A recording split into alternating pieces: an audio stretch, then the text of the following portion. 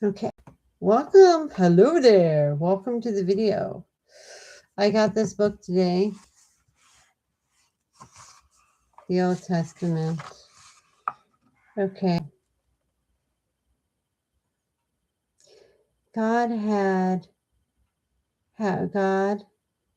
having the beginning to create the heaven and earth, separated the light from the darkness, and on the first day, on the second day, he created the, what does that say?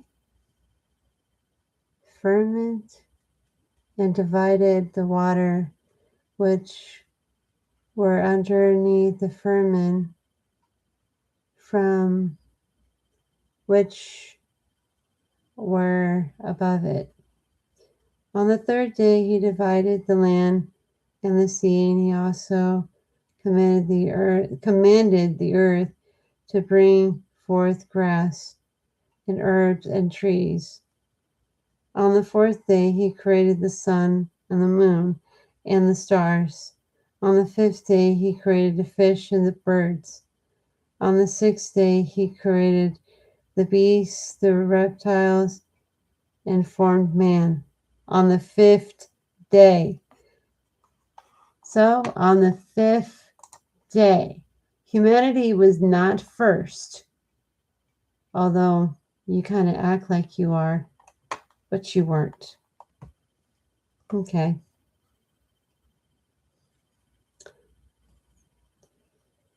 And created in his own image likeness, blessed all the creatures. On the seventh day, God rested and satisfied that day. Now, I wasn't sure which kind of book I wanted to buy. My mom's like, yeah, but I'm always trading them out, you know. I don't want to put words on social media, but humanity was on the sixth day and God rested on the seventh day. Is that what that said? Yeah. But the animals and the plants and all that were first. No. The animals and the plants were first. Humanity was last. Like, last. Completely last. No, I don't know how many times I read this. Like, in the beginning, there was nothing. Yeah, in the beginning, there was nothing. And I have to honestly say, somebody mocks me on social media for this, but it's okay, I guess. You know how when you go to the movies, right? And you see a screen, right? There's nothing on the screen, right? Then the lights go down and then the movie starts. That's exactly how God started the world. There was nothing there. All of a sudden there was light and there was a picture and everything. So, yeah. And that was only chapter 1.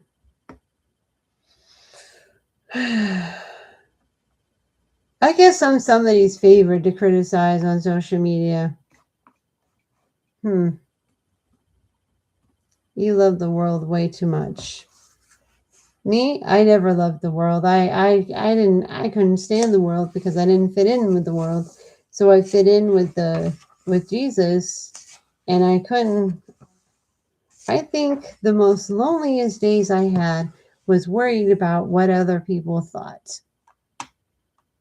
To love Jesus is having a family.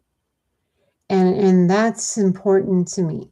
So when somebody criticizes, you're following the world, you love what the world says, you love exactly what's happening to the world, and you want to be in the world, but you can't handle what's happening in the world, and you don't understand what's happening to the world. So you blame a politician, and it's not the politician's fault because we're supposed to pitch in together and make this world a better place for the next generation. But we're not doing that now, are we? So, yeah. That's why I love Jesus. And I don't get a lot of views because everybody's like, oh, she loves Jesus. So he works for me. He works for me completely because I don't have to go on social media telling everybody, "Oh, guys, guess what? I took a poop today." Now, that would be an interesting video on social media. And not to mention, there were a lot of traitors. And I'm not going to say who, but I'm glad you did it. To be a fan of someone is supposed to be a privilege, and it's supposed to be exciting to love someone. But when someone says certain words and says certain things, and it's not right. And I'll read more of this, but I got more books I checked out that I want to read. I can't have a relationship with Jesus because it bothers somebody. You're too busy pleasing the world and telling everybody that this is the... I'm glad I got rejected. And no, I used to feel like bad about this, right? I used to feel so bad about this. I used to feel so angry about this. And I used to be so frustrated about this.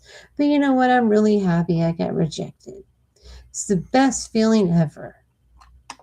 Because I don't have to please nobody. Not even myself.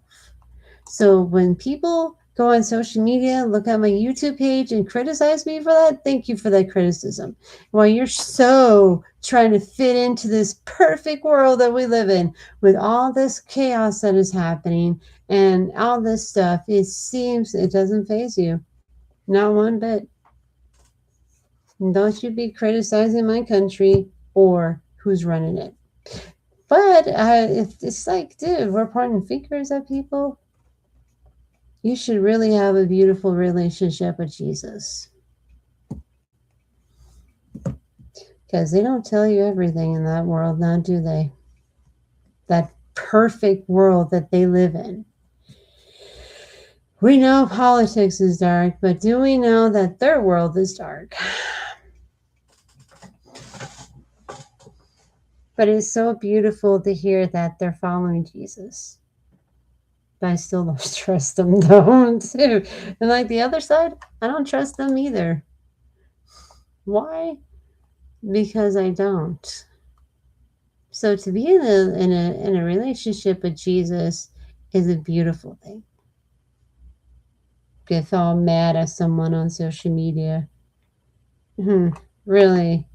You know, the reason why you were so interested in my YouTube page, because God sent you here and you need to give up your foolishness. Oh, dude, I am not a perfect Christian, but you thought I was perfect. Dude, Hollywood's perfect.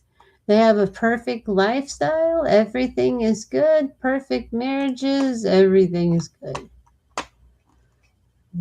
Big piece of poop I ever did see. So let's see how we're done.